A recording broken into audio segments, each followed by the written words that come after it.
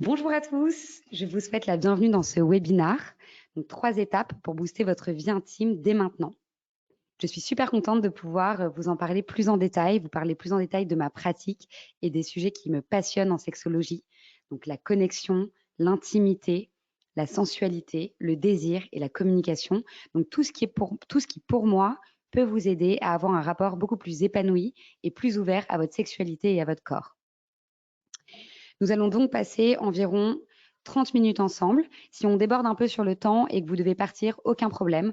Vous recevrez cette vidéo en replay et vous pourrez prendre le temps de la regarder tranquillement chez vous. En tout cas, installez-vous confortablement et prenez le temps d'être avec moi pendant ce temps de présentation parce que vous en ressortirez que du positif et des conseils concrets. Petit disclaimer aussi, c'est que je n'ai rien à vous vendre dans cette présentation. C'est vraiment juste pour passer un moment avec vous, vous présenter les sujets que je maîtrise le mieux en tant que sexologue et qui sont à la base de ma pratique. Et je trouve cela aussi beaucoup plus agréable qu'en post Instagram ou TikTok, etc. Ça change un petit peu. Donc, je vais commencer par me présenter rapidement pour ceux qui ne me connaissent pas. Donc, je m'appelle Gabrielle Adrian, j'ai 34 ans et j'accompagne des personnes et des couples vers un épanouissement sexuel basé sur la sensualité, avec une attention particulière portée sur les sensations et les ressentis du corps, sur le plaisir, donc donner, recevoir, sortir des schémas préétablis, et la communication positive et non violente. Donc il est vraiment important pour moi de vous préciser ma spécialisation, car ce sont pour moi des éléments essentiels et qui sont encore trop délaissés ou challengés dans nos quotidiens. Donc, dans tous les éléments essentiels d'une sexualité durable, donc l'érotisme, la connexion, l'intelligence émotionnelle, la communication, je ferai toujours en sorte que vous alliez chercher cette sensualité que nous ne développons pas assez dans nos quotidiens et qui, pour moi, est vraiment à la base de tout. Donc voilà, Hello et Donné, c'est une éducation sensuelle autant que sexuelle. Donc, rentrons maintenant dans le vif du sujet. Je voudrais faire une aparté rapide sur le fait que la sexualité, ça s'apprend. Avoir un rapport sexuel, ça s'apprend. Faire l'amour, ça s'apprend. Il ne s'agit pas juste de biologie. Il ne s'agit pas juste de laisser parler ses pulsions. Il ne s'agit pas juste de la procréation. Donc, comment on apprend? On apprend à travers nos partenaires, donc à travers nos expériences. On apprend aussi à travers les livres, les romans, les arts érotiques. On apprend aussi beaucoup, et ça c'est très générationnel, à travers les sites porno, même si on sait que c'est pas bénéfique parce que tout ce qu'on appelle un peu le freud porn, ce qu'Alexandre Lacroix appelle le freud porn, c'est très automatique et très plat, et surtout ça nous met dans des automatismes qui sont néfastes pour nous et qui créent plus d'injonctions qu'autre chose. Mais aujourd'hui, il y a beaucoup trop d'images qui créent des peurs, qui créent des stress. Et donc, il est important de reprendre les bases et donc de réapprendre. Donc, pour moi, les bases les plus intéressantes dans la sexualité, avant même d'entrer dans les détails des positions, des pratiques, etc., c'est vraiment ce qui nous fait sentir confiant, ce qui nous fait sentir bien, ce qui nous fait sentir en sécurité, c'est la connexion avec l'autre, la sensualité, donc vraiment le fait de se sentir vivant à travers l'usage de nos sens, à travers une communication ouverte, une discussion ouverte, un vrai dialogue sur le sujet. Donc voilà, aujourd'hui, je vais vous introduire à certains de ces sujets que nous ne pourrons pas voir en totalité car malheureusement, le temps court ne joue pas en notre faveur. Mais c'est déjà ça et vous allez déjà voir que ça peut changer des choses dans votre quotidien de mettre ces choses-là en pratique. Donc voici les 3 étapes pour booster votre vie intime. Et je commence par la communication. Parler de sexe peut être très compliqué pour beaucoup de personnes parce que c'est un aspect important dans nos vies et nous sommes entourés d'éléments qui nous le rappellent constamment. Des publicités, des musiques, des séries, les films, les podcasts, etc. Donc, contrairement à ce que l'on pourrait croire, parler de sexe est encore très compliqué pour la majorité d'entre nous.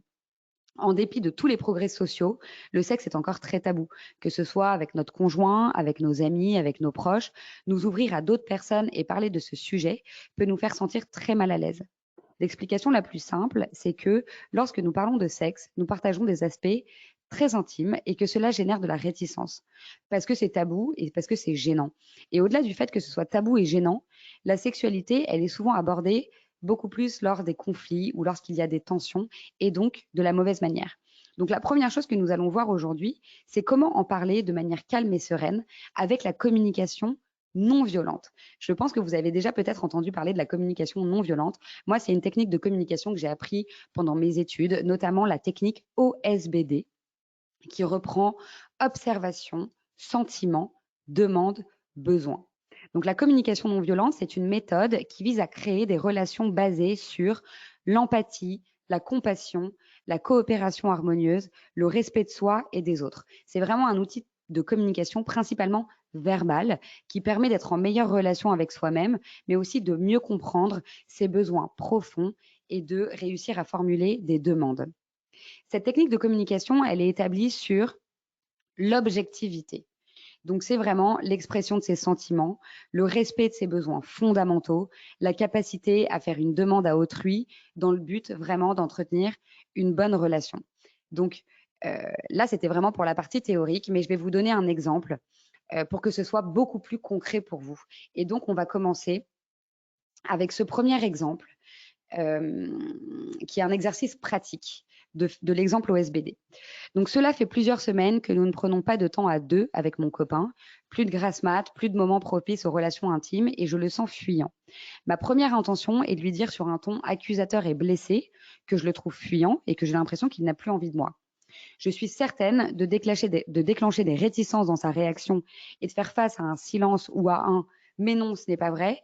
Évidemment, à ce moment-là, on se ferme tous les deux et la possibilité de continuer à communiquer est fortement diminuée. Donc, la tension risque juste de s'intensifier. Donc, ça, c'est l'exercice pratique. Donc, en fait, je ressens que la situation ne me met pas bien, mais au lieu d'en parler de manière calme, je suis sur un ton accusateur. Donc, voici les fameuses premières étapes de la mise en pratique de la méthode OSBD. Donc, on commence par l'observation. Donc, la première étape, on prend un moment pour observer la situation. Cette étape, elle doit être objective et sans jugement. Je sais, c'est beaucoup plus facile à dire. Notons simplement les circonstances factuelles des événements en cours et ce qui nous fait réagir. Pour l'instant, ce sont des faits et rien que des faits. Donc, l'observation aujourd'hui, c'est cela fait plusieurs semaines que les moments à deux sont inexistants. Ça, c'est l'observation. Ensuite, on passe à la deuxième étape, les sentiments. La deuxième étape, donc les sentiments, permet de faire le point sur ce qu'on ressent. Donc, à ce moment-là, on peut se demander comment est-ce que je me sens? Est-ce que je suis agacée? Est-ce que je suis en colère? Est-ce que je suis exaspérée? Est-ce que je ressens de la tristesse, de la déception, de la frustration? Est-ce que je suis blessée, stressée, anxieux, etc. Donc, ce travail, il demande quand même de la sincérité et du courage pour prendre le temps de ressentir et d'accuser réception de ce qui se passe en nous. Donc là, si je reprends l'exemple, je vais associer le sentiment à l'observation. Donc, cela fait plusieurs semaines que les moments à deux sont inexistants. Et le sentiment qui est associé à cette observation, c'est quand je suis en demande de passer du temps ensemble pour nos moments intimes et que je ressens de la réticence de ta part, je me sens blessée, pas désirée et triste. Donc là, on a fait une observation, on a associé des ressentis. Et donc maintenant, on passe à la troisième partie qui est je dis de quoi j'ai besoin et je peux ensuite les demander à autrui. Donc en fait, dans un premier temps, se demander de quoi on a besoin. Est-ce qu'on a besoin de sécurité? Est-ce qu'on a besoin de calme? Est-ce qu'on a besoin de soutien? Ou est-ce qu'on a un besoin d'appartenance, de confiance, de partage, d'entrain, de motivation, de dynamisme, etc. Ou alors est-ce qu'on a un besoin de considération ou de respect? Donc, cette troisième étape de la méthode OSBD, elle peut être introduite par j'ai besoin de plus nos besoins. Donc là, par exemple, l'exemple, ça va être, si je reprends tout depuis le début, cela fait plusieurs semaines que les moments à deux sont inexistants. Quand je suis en demande de passer du temps ensemble pour nos moments intimes et que je ressens de la réticence de ta part, je me sens blessée, pas désirée et triste. J'aurais besoin d'être rassurée pour me sentir en confiance. Donc là, on a ajouté l'observation, le sentiment et les besoins. La dernière partie de la méthode OSBD, c'est la formulation de la demande. Donc, c'est une étape qui, à ce moment-là, n'est plus tournée vers moi, mais est tournée vers l'autre. Donc, on va formuler à notre interlocuteur une demande afin de satisfaire les besoins qui ont été énoncés précédemment. Donc, pour être entendu, notre demande, elle doit être formulée explicitement. Du coup, on pourrait utiliser une formulation comme « serais-tu d'accord de » ou serais-tu d'accord pour plus notre demande. Exemple. Donc là, je vais reprendre à partir du besoin. Cela fait plusieurs semaines que les moments à deux sont inexistants. Non, pardon, à partir de l'observation. Quand je suis en demande de passer du temps pour des moments intimes et que je sens de la réticence de ta part, je me sens blessée, pas désirée et triste. J'aurais besoin d'être rassurée pour me sentir en confiance. Serais-tu d'accord pour que l'on se prévoie un temps à deux cette semaine? Donc, la méthode OSBD, elle est intéressante parce que quand on exprime les choses avec cette méthode OSBD, on ne peut pas à ce moment-là braquer l'autre parce que on est dans une observation qui est objective, on est dans un ressenti et personne ne peut remettre en question vos ressentis, on est dans l'expression d'un besoin et on formule une demande. Donc à ce moment-là, on n'est plus dans le reproche. Donc on n'a plus en fait dans la communication ce moment où l'autre va se braquer ou se fermer, puisqu'à ce moment-là, on est dans une communication ouverte. Donc ça, c'est une première astuce que je voulais vous donner en communication. Alors évidemment, la communication, c'est un vaste sujet, puisque dans la communication, il y a le langage du corps, il y a aussi le langage non verbal qui est à prendre en compte également. Il y a les émotions à prendre en compte aussi dans la communication que l'on va choisir d'avoir. Par exemple, quand on est fâché, triste, frustré, etc. Parce qu'en général, ce sont des moments où on se renferme. Mais en tout cas, la communication non violente, vous pouvez vraiment tenter de la mettre en place tout de suite et vous verrez forcément les résultats sur votre vie intime et surtout sur votre entente et sur la qualité de votre relation avec l'autre. Donc ça, c'est vraiment important. N'oubliez pas la méthode OSBD, observation, sentiment, besoin, demande. La deuxième chose que je voulais vous donner vous donner pour vous aider à booster votre vie intime, c'est la sensualité. Qu'est-ce que la sensualité? Je pense que c'est bien dans un premier temps d'éclaircir un peu les termes parce que je pense que ça peut être assez vague pour tout le monde. Mais la sensualité, elle désigne tous les comportements qui peuvent apparaître comme sensuels, c'est-à-dire destinés à éveiller le plaisir des sens et donc le sensoriel. Donc la sensualité, n'est pas nécessairement liée à la sexualité. On peut être sensuel dans le but d'être érotique ou même simplement pour le plaisir. Cependant, la sensualité va vraiment contribuer à susciter le désir sexuel. Donc, il peut s'agir de comportements, d'agissements, de sensations qui vont éveiller le désir sexuel, qui vont éveiller le désir chez quelqu'un. Et on n'a pas tous la même perception de la sensualité. Donc, quelque chose qui excite quelqu'un peut ne pas avoir le même effet sur une autre personne. Donc, en effet, la façon dont nos sens réagissent est très liée au ressenti personnel. Et il est vraiment difficile de faire des généralités sur ce genre de sensations. Mais qu'est-ce que le sensoriel et comment se crée le désir? Nous l'avons vu, la sensualité, elle peut permettre d'éveiller le désir et de créer une tension sexuelle. Alors du coup, comment être sensuel et de ce fait, comment éveiller le désir chez autrui? La sensualité, elle peut s'exprimer par le langage du corps, par le contact, par le langage, tout court, donc par les mots, ou encore par un contexte ou une mise en situation. Donc tous ces paramètres peuvent créer du désir et instaurer un climat érotique entre deux ou plusieurs personnes. Donc ce désir, il est personnel, mais il peut être accentué par la personne désirée. Donc plus le désir est fort, au plus l'excitation sexuelle et l'attirance le seront aussi. Donc on peut tout à fait désirer une personne sans la connaître, simplement parce qu'on la trouve attirante et ou sensuelle. Donc l'origine du désir ne se limite pas ni au charme, ni à l'apparence physique, ni au sentiment que l'on porte à la personne. Il peut résulter vraiment de la combinaison de plusieurs paramètres qui font que l'on est attiré par quelqu'un. Donc, en cultivant la sensualité, on va vraiment s'ouvrir à une meilleure approche de ce qu'est l'intimité, le bien-être et la vie tout simplement. Donc, on a vraiment tout à gagner à développer la sensualité, que ce soit sur un plan personnel que sur un plan relationnel. J'ose vraiment affirmer que la sensualité est un mode relationnel qui favorise les contacts humains parce qu'elle permet la vraie séduction et la vraie ouverture à l'autre. La sensualité, c'est pas juste un corps, mais c'est un corps qui ressent. Donc pour moi, le plus important, c'est de remettre de l'intention dans les gestes. C'est ce que je vous mets sur la présentation en orange. Le plus important, c'est de remettre de l'intention dans les gestes. Dans le couple, on est dans un mécanisme qui est assez construit avec des modèles. Donc on est très souvent dans des gestes automatiques. L'idée, c'est de vraiment prendre conscience de ces gestes automatiques et de les changer. Par exemple, quand je me lève le matin et que je fais un bisou à mon partenaire ou à ma partenaire pour lui dire bonjour, ou une caresse rapide sur le bras, etc., on est dans le contact, on est dans un contact finalement qui rassure pour montrer de l'affection, mais on n'est pas dans l'intention. Donc, posez-vous la question. Si vous embrassez votre partenaire au moment où vous avez vraiment envie de l'embrasser. Donc, dans un moment où sa bouche vous a manqué, son corps vous a manqué, à ce moment-là, vous allez vraiment être vous n'allez plus du tout être dans un geste automatique, mais vous allez y aller avec une intention particulière, l'intention d'envoyer un message. Et c'est vraiment à ce moment-là qu'il va se passer quelque chose. Donc, c'est très important de mettre de l'intention dans les gestes. Moi, quand j'ai des couples qui me consultent parce qu'il y a une baisse de désir dans leur couple, ou parce qu'en ce moment, ils n'arrivent plus forcément à connecter, ou parce que en ce moment, il n'y a plus beaucoup de désir, etc., ce qui est totalement possible et il n'y a aucun problème avec ça. Mais ce que je leur conseille en général, c'est, dans un premier temps, de se toucher beaucoup moins souvent. C'est-à-dire que le fait de moins se toucher permet au moment où on se touche, d'être beaucoup plus intentionnel dans le mouvement. C'est-à-dire, je vais te prendre dans mes bras parce que là, j'ai vraiment envie de te prendre dans mes bras. Et c'est à ce moment-là qu'on va vraiment ressentir des choses et qu'on va être dans les ressentis du corps et donc dans la sensualité. Donc ça, c'est hyper, hyper, hyper important. Moi, je pense que c'est central.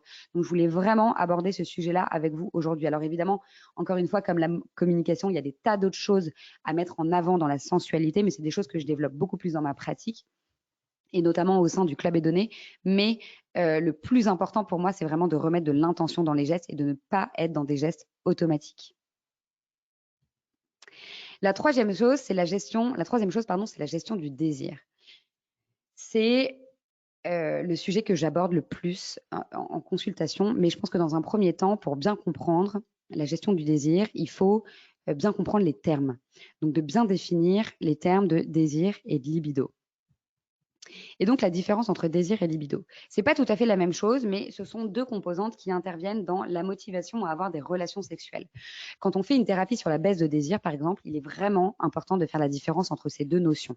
D'abord, la notion d'excitation, puisqu'on va parler de l'excitation dans des termes sexologiques, c'est-à-dire les phénomènes physiques visibles qui sont mesurables de la motivation à avoir une relation sexuelle. Donc, grosso modo, j'ai envie de faire l'amour, il va se passer des choses dans mon corps qui sont quantifiables, qui sont mesurables, comme le rythme cardiaque, la fréquence respiratoire, l'augmentation de la taille du sexe, l'érection, la lubrification, etc. Donc, cette excitation, elle va déterminer la libido. Donc, la libido, c'est vraiment le phénomène physique qui va nous pousser à avoir une relation sexuelle. Donc, ce qui est intéressant dans cette notion de libido, c'est qu'elle peut paraître assez mécanique, et elle peut l'être, puisque pour des questions de santé, il va y avoir des apports de sang dans ces zones, donc dans le pénis, dans le vagin, etc. Et effectivement, plusieurs fois dans la journée, on va avoir des petites érections ou des lubrifications chez la femme. On n'en prend pas forcément conscience, mais notre corps fonctionne comme ça. Effectivement, il y a des cycles, donc évidemment, ça peut arriver plusieurs fois par jour, tout dépend de l'âge, de l'état de santé, etc. Donc la libido, c'est vraiment des appels de notre corps à avoir des relations sexuelles, parce que notre corps va nourrir nos organes génitaux. Donc cet apport de sang va apporter de manière un peu automatique un désir sexuel. Mais ce n'est pas aussi simple que ça. Le désir sexuel, il n'est pas physique comme la libido, il est psychologique. Donc le désir sexuel, c'est vraiment notre motivation à avoir des relations sexuelles. La motivation en général à faire quelque chose. Donc il y a une constante, c'est que la motivation, elle est toujours liée au plaisir que l'on projette à faire quelque chose. Je suis motivée à faire quelque chose parce que je sais que je vais en retirer du plaisir. Et donc, le désir sexuel, c'est vraiment la projection positive du plaisir que je vais prendre de ma relation sexuelle future. Donc, quand on a trop de charge mentale, quand on se sent débordé, quand on est fatigué, quand on est stressé, quand on n'a pas le moral, on va avoir du mal à se connecter à notre désir et donc à notre motivation à avoir une relation sexuelle. Donc, vraiment, le plus important, c'est de ne pas culpabiliser. Les cycles sont normaux. On n'a pas des sexualités linéaires. Nous ne sommes pas des êtres linéaires. Nous sommes des êtres qui sont faits de cycles. Et donc, les cycles dans votre désir sont des cycles normaux. Vous allez avoir des hausses et des baisses et c'est normal. Le plus important, c'est vraiment d'en parler pour que cela ne devienne pas un sujet de tension, mais plutôt un sujet d'exploration. La troisième chose, c'est vraiment comprendre ce qui vous procure du plaisir dans la sexualité pour comprendre un peu ce rapport motivation/bénéfice. C'est-à-dire que si je comprends ce dont j'ai besoin, si je sais ce qui me fait plaisir, je vais pouvoir l'exprimer à mon partenaire et donc lui demander à ce moment-là ce qui me fait plaisir.